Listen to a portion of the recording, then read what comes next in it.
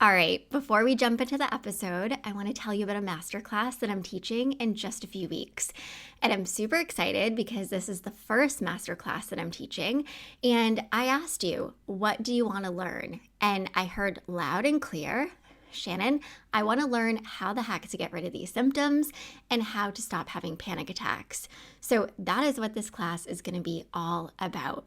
So I hope you join me. It's going to be a live 90-minute masterclass. And if you're interested, just check out the link in the show notes and sign up. And I hope to see you there. And I want you to know, right? Sometimes you can feel like anxiety has taken everything from me. Like I'm not that person anymore. I can't do that. This is just who I am. This is who I'm always going to be. But oftentimes we're the ones that are holding us back from actually allowing ourselves to see who we truly are and actually how capable we are. Welcome to a Healthy Push podcast. I'm Shannon Jackson, former anxiety sufferer turned adventure mom and anxiety recovery coach. I struggled with anxiety, panic disorder, and agoraphobia for 15 years.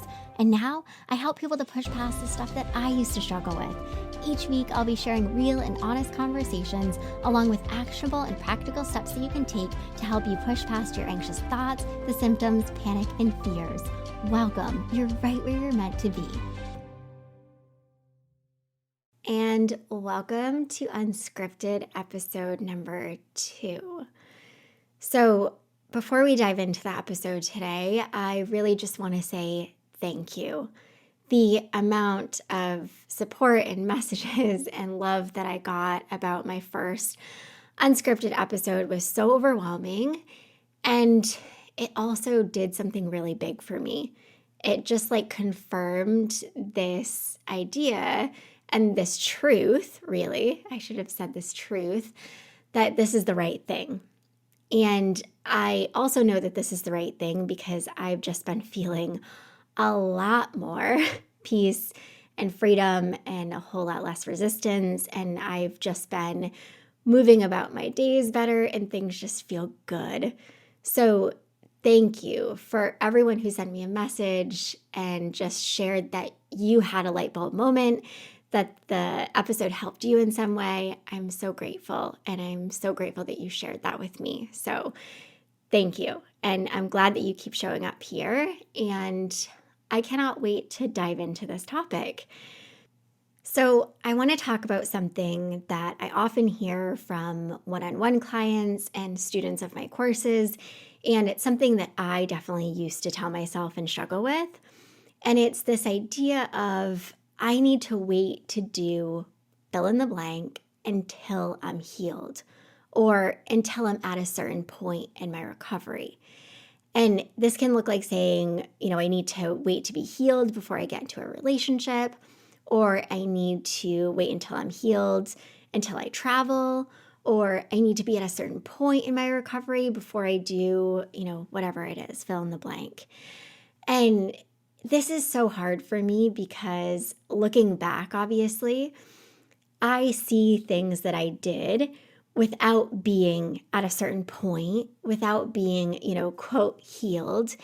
And if I hadn't have done some of those things, I don't know that I would have healed. I don't know that I would be sitting here talking to you today. I don't know that I would have recovered. And I want to give you a really good example. So Adam and I met when I was struggling. And sorry if you don't know, Adam is my husband.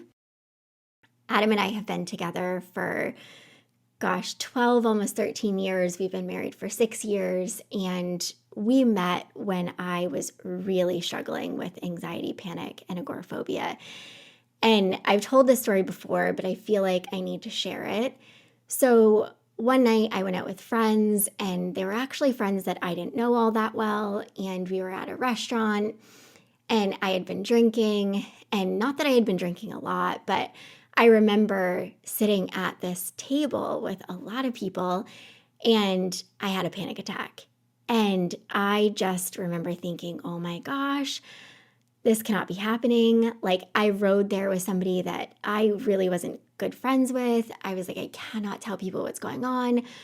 I was instantly doing that thing, right? How am I going to get out of here? What am I going to do? Like, please stop this from happening. And I remember walking outside of the restaurant and sitting down on the curb outside, and I was bawling. And I remember picking up the phone and I called Adam. And we didn't even know each other all that well. And I really don't know why I called him. I think maybe it was because I knew that he lived close. And so I asked him, I was like, hey, can you just come pick me up? Like, I'm really having a tough time. And he was like, yeah, I'll be there. And of course, you can hear the emotion in my voice. He picked me up, no hesitation. He was there literally in probably like under 10 minutes. And that was really the start of our friendship and our relationship. And not to say we like started dating right after this, but Adam and I really started to get to know each other. And I was in a really dark place.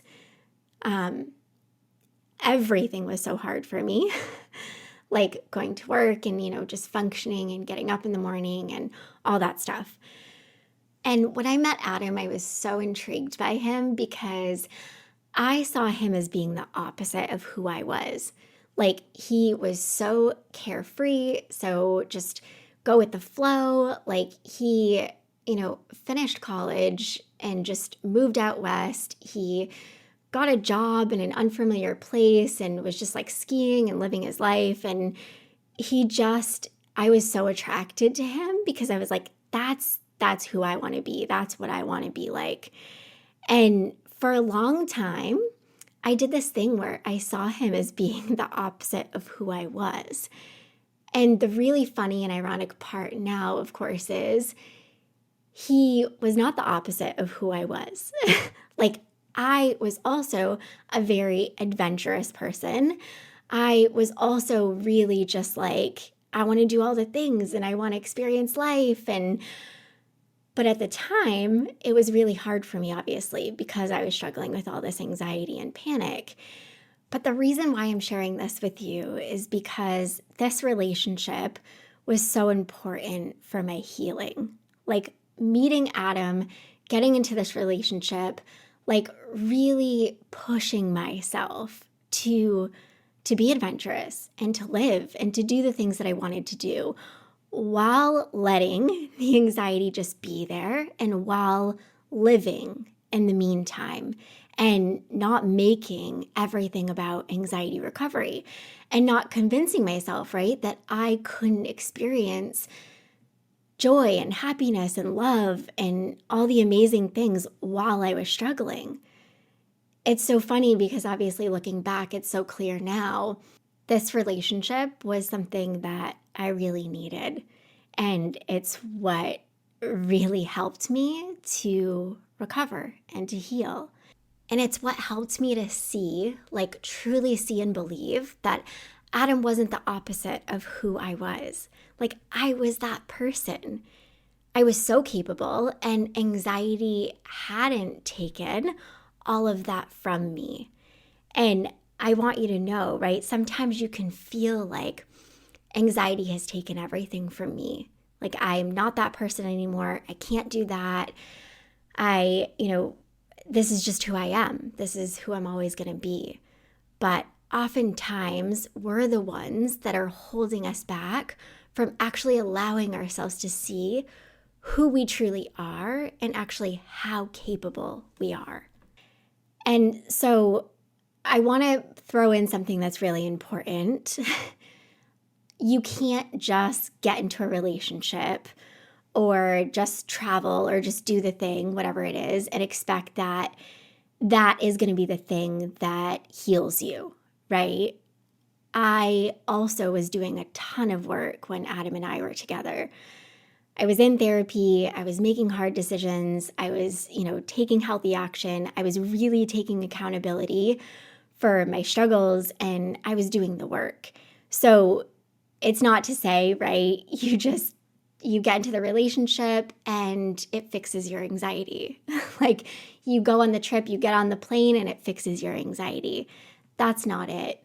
But these experiences can really help you to see just who you are and what you want in life and what is so important to you. And these things will help you to get there. Like, that's the point. That's the good stuff. These things, it's these things that we're often holding ourselves from that actually help us to see just how capable we are.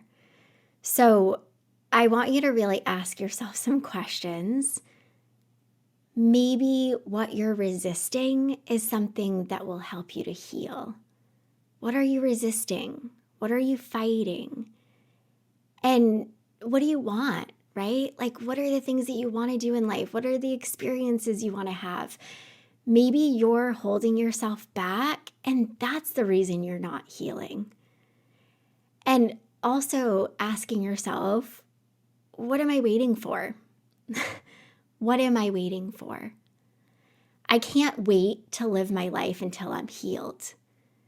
So am I waiting to feel more confident? Am I waiting to feel more confident? Am I waiting to feel ready? Am I waiting for a sign? You might be waiting a while if you're waiting for any of these things. You really have to take the action, and it's in the action that you'll learn and that you'll make mistakes and that you'll grow from those mistakes and you'll have really big light bulb moments. And not to say it's all going to be amazing and glamorous, right? But I really want you to ask yourself today, what am I waiting for? Because I really believe you don't need to wait to do the things that you want to do in life until you're healed. And of course, for you, it might look like taking some smaller steps to be able to do some of the bigger things that you want to do. But really let go of this resistance that you have of convincing yourself that you need to be at a certain point or you need to be fully healed in order to do whatever it is you want to do. So I hope you see this as permission. I hope that this gives you a new outlook and some insights that will be helpful. And if you found this episode helpful, I would really love it if you would share it with someone. And if you could take a minute today to rate and or review my podcast, it's what helps me to reach and help more people. And you know what I'm going to say? Until next time, keep taking healthy action. I want to tell you about something that I recently discovered and I absolutely love, Branch Basics. I'm so excited to share this with you because Branch Basics offers non-toxic cleaning products that actually work.